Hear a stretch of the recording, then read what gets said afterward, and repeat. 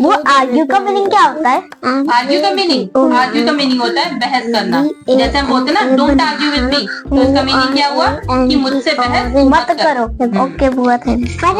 यार क्या पूछ रहे हो, तो क्या अपना काम कर लो। नो बेटा, अच्छी बात है ना अगर आप भैया पूछ रहे हैं। मैंने कितनी बार बोला है कि हमें समझ के लर्न करना चाहिए, और आप क्या लर्न कर रहे हो, दिखाओ मुझे। नहीं मैं खुद कर लूंगा। मुझे याद कर लूंगा। बेटा आप लर्न तो कर लोगे, लेकिन आप उसका मीनिंग तो समझ लो, तभी तो आपको पता लगेगा कि आप पढ़ क्या रहे हो। नहीं मम्मा, मैं मीनिंग से पूछ रही हूँ, तो मैं ऐसे कर लूंगा, तो भैया से भी अच्छे नंबर लाऊंगा। अरे ना बुआ से मीनिंग समझ लेना, मीनिंग से जल्दी याद हो जाता है, वो भी हमेशा के लिए। नहीं यार, बस हमको पढ़ क्या एग्जाम में लिख के आना, तो बल्ले बल्ले और बल्ले बल्ले। नहीं है ना, ये गलत बात है। ला मैं आपको मीनिंग समझाऊं इसका। हाँ तो सब पता, मैं तो पूछ रहा। ओहो, लर्न कर लिया आपने? लाओ सुनाओ तो फिर। एप्पल, बनाना, ऑरेंज, वाटरमेलन, ग्रेप्स। अब आया, मैं खेलने जा रहा हूँ।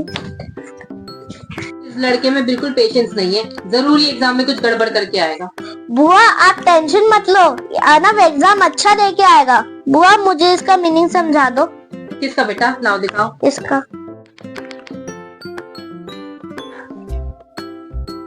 लो बेटा ब्रेकफास्ट कर लो, और उसके बाद रिवीजन कर लेना, कल आपका एग्जाम है ना।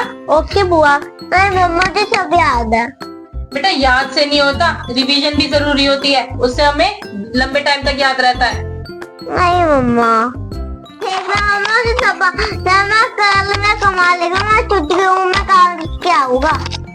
ओहो आदू, आप ही रिवीजन कर लेना, ये तो मेरी सुनता नहीं है। ओके बुआ, मैं सारा रिवीजन करने के बाद थोड़ा सा रेस्ट कर लूंगा। ओके बेटा, गुड।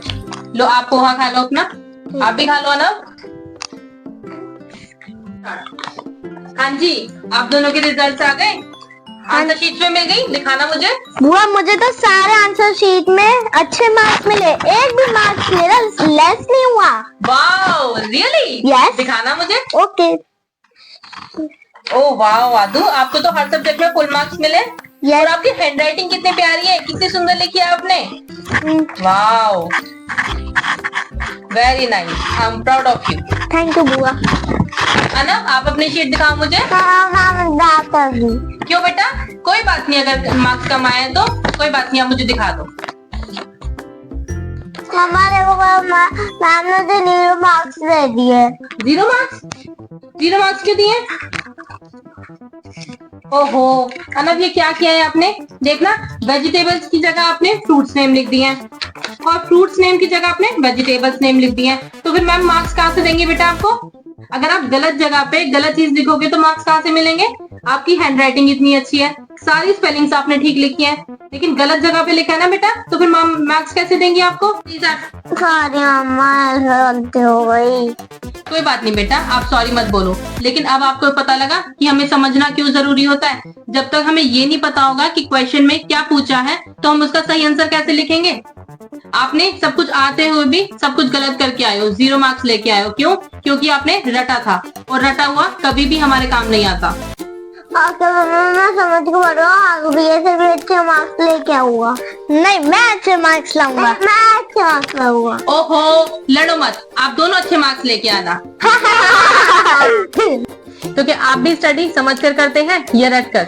वी आर श्योर समझ कर ही करते होंगे, क्योंकि रटा हुआ तो कभी हमारे काम आता नहीं, और कई बार बहुत ही ज्यादा ब्लंडर मिस्टेक्स हो जाती हैं, जैसे कि अनब से हो गई थी।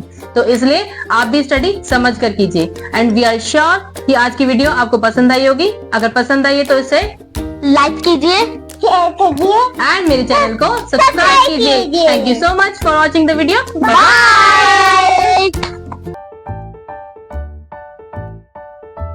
1 2 3 स्टार्ट। अरे ना बुआ से मीनिंग समझ लेना, मीनिंग से हमेशा याद हो जाता है, और वो भी हमेशा के लिए।